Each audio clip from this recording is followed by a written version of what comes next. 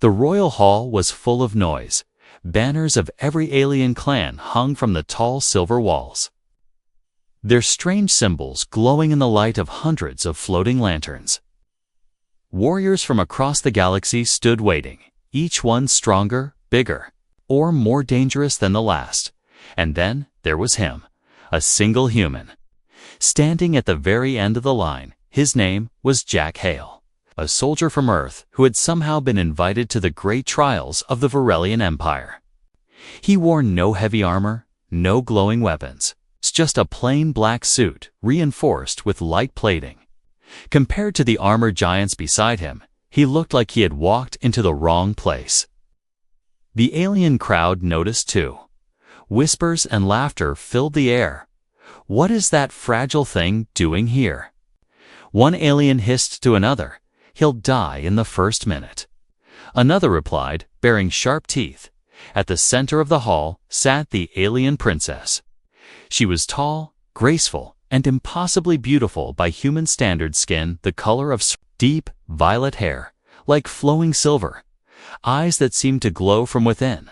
Her gown was woven from a material that shimmered like water, and the golden crown on her head marked her as the heir to the throne. She watched the line of warriors with a bored expression, sipping from a crystal cup filled with blue fire wine. When her gaze landed on Jack, she tilted her head slightly. A faint smirk tugged at her lips. She leaned toward one of her attendants and whispered something, making him laugh. Then she raised her voice so the entire hall could hear. "If this tiny creature survives the trials," she said, her voice dripping with mockery, "I'll marry him myself." The hall erupted in laughter. Even some of the warriors joined in, pounding their weapons on the floor. Jack just stood there, staring at her, his expression unreadable to everyone else. It was clearly a Joe-Can impossible challenge. No human had ever even completed the first trial, let alone all of them. The princess leaned back in her throne, satisfied with the reaction. To her, it was nothing more than a playful insult. She had no idea those words would follow her for the rest of her life. Jack, however, heard the words differently to him. They weren't a joke, they were a promise, a challenge he intended to win. His jaw tightened, and for the first time since entering the hall, he smiled a quiet, dangerous smile that night. The contestants were taken to the preparation chambers beneath the palace. Each was given food, water, and a place to rest before the trials began at dawn. Most of the alien warriors bragged about their past victories, sharing stories of battles and conquests. Jack kept to himself, sitting on his bunk and carefully checking his gear. The others ignored him. In their eyes, he was already dead. Why? Waste breath on someone who wouldn't last past sunrise. But in Jack's mind, the trials had already started. He replayed the princess's voice in his head. "If this tiny creature survives, I'll marry him," every time he heard it. His determination grew stronger. Hours later, when the palace lights dimmed and silence filled the chambers, Jack lay awake, staring at the ceiling. He thought about Earth, about the people who had told him humans weren't meant to stand beside alien warriors. He thought about every insult he had swallowed. Every time someone told him to know his place, tomorrow he would prove them all wrong. Above, in her private chambers, the princess had already forgotten about him. She lounged on a velvet couch, laughing with her handmaidens, in her mind. The human wouldn't even make it halfway through the first trial. It would be amusing to watch him fall. That was all, but fate had other plans. Somewhere deep in the night, a storm began to gather over the Varelian capital. Rain lashed against the palace towers, wind howled through the streets. And in the darkest corner of the preparation hall, a human soldier sharpened his resolve like a blade.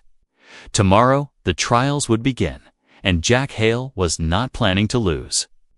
The morning air was heavy with the smell of wet stone after the night storm.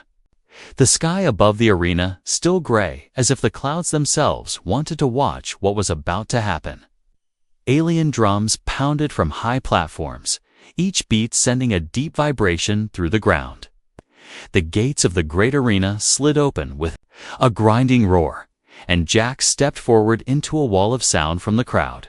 The space was massive.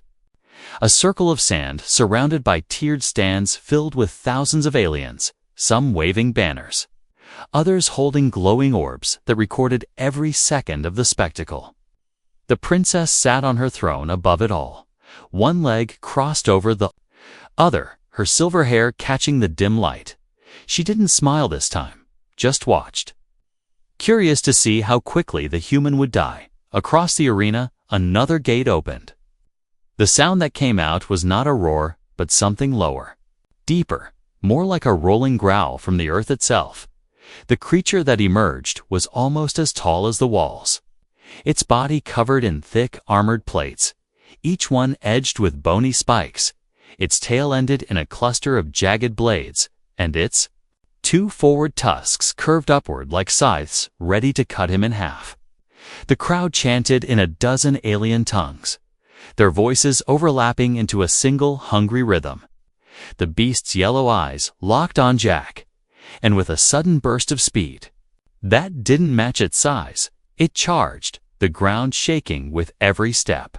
Jack didn't move at first, letting it close the distance.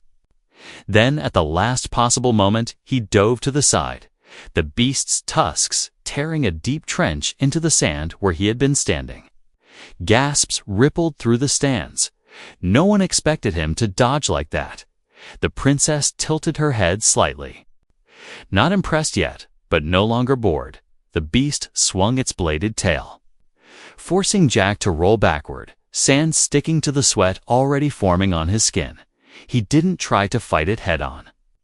Instead, he circled, watching how the creature moved, noticing the small gaps between its armored plates whenever it twisted. Each time it lunged, Jack made it miss by inches, drawing it into quick turns, wearing it down little by little. He spotted a cluster of broken spears buried in the sand from past fights, and without hesitation, he grabbed one, snapping off the cracked end and leaving a sharp, jagged point. The beast came again, this time slower, its sides heaving with breath. Jack ran straight at it, the crowd shouting in disbelief.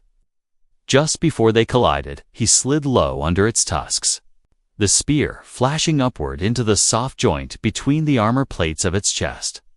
The creature let out a deafening bellow, stumbling forward before collapsing into the sand. Silence washed over the arena for a heartbeat. Then the noise exploded again, this time mixed with cheers and shocked cries. The princess's eyes widened just slightly, and for a moment she seemed to forget herself, her lips parting as if she were about to speak. Then she leaned back, hiding her reaction behind her cup of fire wine. Jack stood in the center of the arena, chest rising and falling with each breath, the beast's blood steaming on the spear in his hand. He didn't raise it in victory, didn't bow to the crowd. He simply glanced up toward the royal seat and locked eyes with the princess. Her smirk was gone now, replaced with something sharper, something that might have been respect, or maybe the first flicker of worry. He dropped the spear and walked back toward the gate without looking back. The next trial was waiting, and he had no intention of letting her joke remain a joke for long.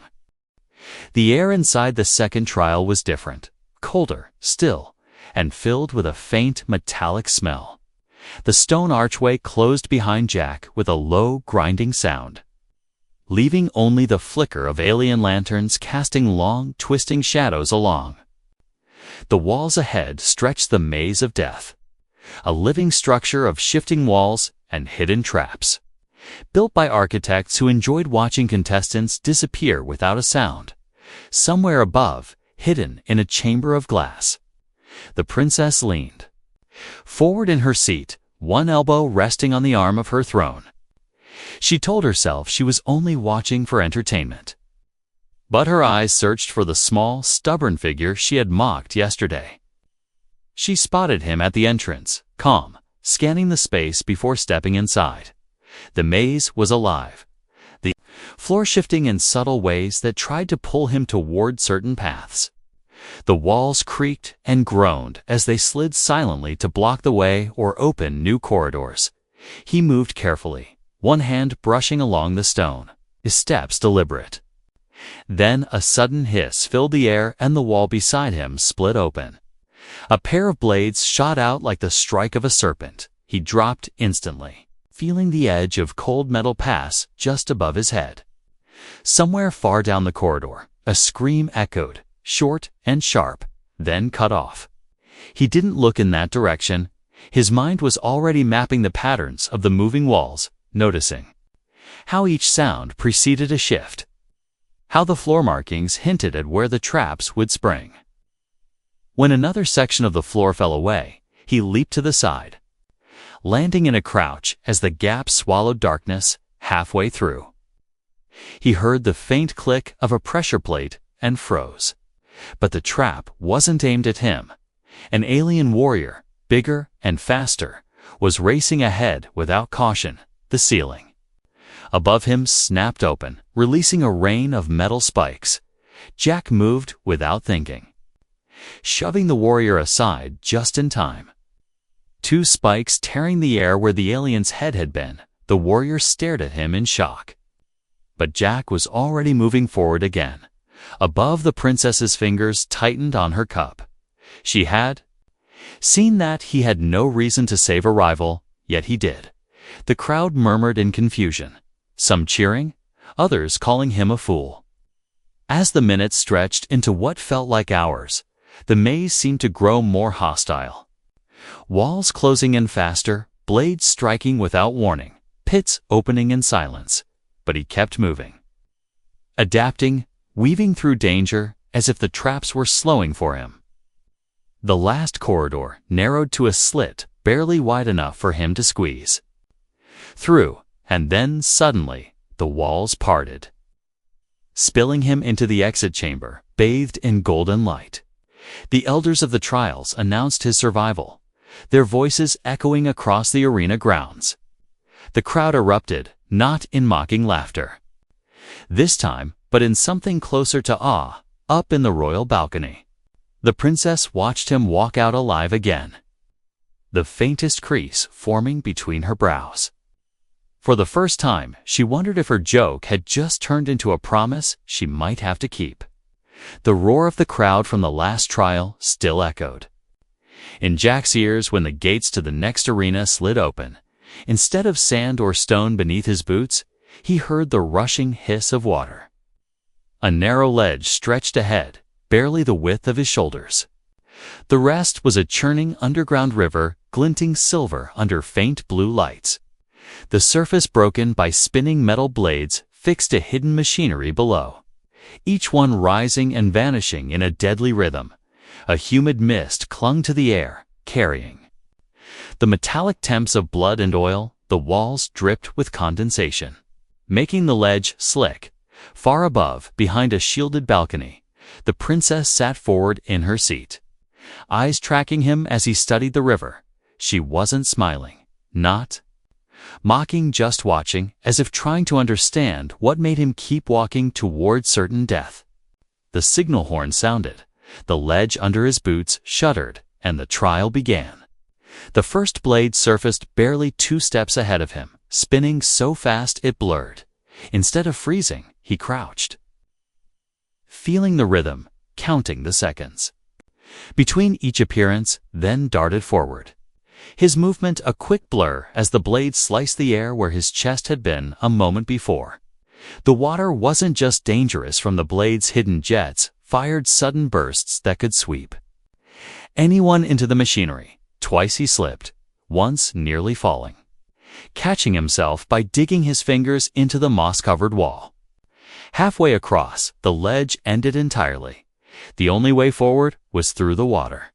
The crowd leaned in, voices rising. The princess's hand tightened on the arm of her throne. Jack scanned the river, spotted a series of half-submerged debris, broken shields, chunks of armor from warriors who hadn't made it, and began leaping from one to the next. Using them as floating shields against the blades, a sudden spray of water blinded him, and when his vision cleared, a blade was rising right in his path. He threw himself sideways, landing hard against the wall. The metal edge skimming so close it tore a strip from his sleeve. Without hesitation, he pushed on. Every movement timed to the heartbeat of the river. When he finally pulled himself onto the far platform, dripping and gasping, the arena fell into a stunned silence for half a breath before exploding into cheers. Above, the princess didn't hide her reaction this time. She leaned forward, her violet eyes fixed on him with something she couldn't name. Something that wasn't just curiosity anymore. Jack didn't glance up at her, didn't wave to the crowd. He simply stood there, breathing hard, ready for whatever came next. Because to him, this wasn't just survival, it was a promise he was still chasing. The moment Jack stepped into the next arena, the air felt heavier, not from heat or humidity, but from the presence of the warriors waiting for him. They stood in a loose circle, massive figures draped in battered armor, their weapons older than some civilizations. These were the gauntlet of champions, past winners of the trials. Legends whose names were etched into the stone of the palace walls. The floor beneath them was a smooth, dark stone that gleamed like glass, no sand, no cover, nowhere to hide. The crowd's excitement had shifted into a different kind of energy. Quieter, more focused, as if even they understood this round was not about spectacle, but survival. Jack walked forward, his boots echoing in the silence, his eyes scanning each champion, every stance, every weapon. They didn't lunge at him immediately. Instead, one stepped forward, a towering alien with a curved blade taller than Jack himself. The metal was etched with ancient runes, its edge catching the light like a shard of ice. The two circled each other, the champion moving with slow, deliberate steps, waiting for Jack to make the first mistake. The first strike came like lightning, the massive blade carving the air where Jack's head had been a split second before. He slid sideways, the sound of metal hitting stone ringing through the chamber. They clashed again and again, the alien's strength shaking Jack's bones with every block, but the human didn't try to match force with force. He let the champion overextend, each swing carrying a fraction more weight, each dodge making the alien adjust just a little slower. Then Jack's opening came a flicker of hesitation. He stepped in close, inside the arc of the huge weapon, his fist driving hard into a joint of the alien's armor. The champion grunted, staggering back. Jack followed with a sweep of the leg, using the alien's own momentum to bring him crashing to the ground. The crowd gasped. Before the fallen champion could recover, Jack had already stepped back, raising no weapon in victory, just standing, ready for the next opponent. Another stepped forward, this one with twin axes that spun in his hands like storm winds. Above, the princess's gaze never left him, her lips pressed into a thin line. She had seen fighters win before, but never like this, never by turning every disadvantage into an edge, never by staying calm when the floor itself seemed to shake with each blow. One by one, the champions fell, some beaten by speed, some by precision, and some simply outlasted until exhaustion forced them to yield. When the last warrior dropped his weapon in surrender, the arena erupted in noise. Jack stood in the center, chest rising and falling, not smiling, not waving, just glancing once toward the royal balcony before walking out. His message unspoken, but clear. He wasn't done yet, and the princess's words still hung between them like an unclaimed truth. The air in the sixth trial was unnaturally still. No cheering crowd, no open arena, only a long, dim corridor that seemed to swallow sound. The walls shimmered faintly, as if made from liquid glass. Each step Jack took sent ripples through the surface. Somewhere far above, The princess watched from a chamber lined with black crystal, her reflection flickering in the scrying pool before her. This was the path of truth, a place where no weapon could save you. The first illusion came as a whisper, soft, almost familiar, a voice from Earth calling his name. He turned and saw a figure in the distance, a woman with kind eyes and a smile. He thought he'd forgotten. His chest tightened. Every instinct told him to run to her, but deep down he knew she was long gone when he stepped forward instead of toward her. The image cracked like glass and fell away. The corridor twisted without moving. Shadows lengthening. The next vision was darker, a battlefield littered with human bodies. The sound of alien laughter echoing overhead in the center of it all. Jack saw himself kneeling, defeated, chains at his wrists. The princess standing behind him with her hand on his shoulder as if claiming a prize. Rage flared in him, sharp and bright. But he didn't let it control him. He walked straight through the image until it dissolved into nothing. The walls narrowed, pressing in close. And this time the illusion wasn't fear, it was temptation. A throne of black stone appeared before him. The air thick with the scent of victory. A voice promised him power beyond kings, fleets under his command. The galaxy kneeling at his feet. All he had to do was step away from the trials and claim it. He paused, the weight of it settling over him. But then he remembered the reason he was here, the words she had said with a mocking smile. And he stepped past the offer without looking back. The corridor widened again, spilling him into a chamber bathed in golden light. The elders of the trials waited there, their faces unreadable. After a long silence, one of them spoke, declaring that Jack Hale had walked the path of truth and emerged unbroken. Somewhere in the shadows above, the princess exhaled a breath she hadn't realized she was holding, her hand tightening around the edge of her seat. Jack didn't know it yet, but the next time they saw each other, it wouldn't be as contestant and royal spectator, it would be as a man who had survived everything she thought impossible, and a woman who was running out of ways to pretend she wasn't impressed. The final gates opened to a roar unlike any Jack had heard before. The arena was overflowing. Aliens packed shoulder to shoulder on the stands. Some standing on walls, others climbing towers just to see. The air itself vibrated with noise above them all. The royal balcony gleamed in the late sunlight, and at its center sat the princess. Her silver hair catching fire in the glow, her gaze fixed entirely on him. He walked out slowly, the dust of past trials still clinging to his boots, the scars of beasts, blades, and illusions marked across his armor. The elders stood in a semicircle, their robes heavy with golden threads.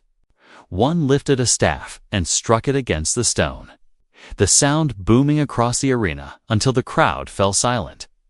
Jack Hale of Earth, the elder's voice carried. You have completed every trial of the Varelian Empire. You stand where no human has stood before. The words hung in the air. But it wasn't the elder Jack was looking at. His eyes were on the throne above. The princess hadn't moved, not when his name was spoken, not when the crowd chanted it. Her expression was unreadable, but the way her fingers gripped the armrest betrayed the storm behind her eyes. She remembered every moment she had dismissed him, every smile she had given, thinking he would fail. Every time his survival chipped away at her certainty. Jack stepped forward until he stood in the exact center of the arena. His voice calm, but carrying easily. You made a promise, he said. No anger, no arrogance, just certainty.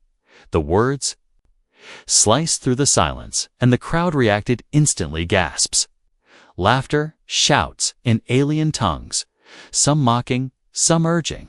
The princess rose from her throne. The movements slow, deliberate, her long gown whispering over the polished floor. She came to the edge of the balcony and looked down at him, their eyes locked across the impossible distance.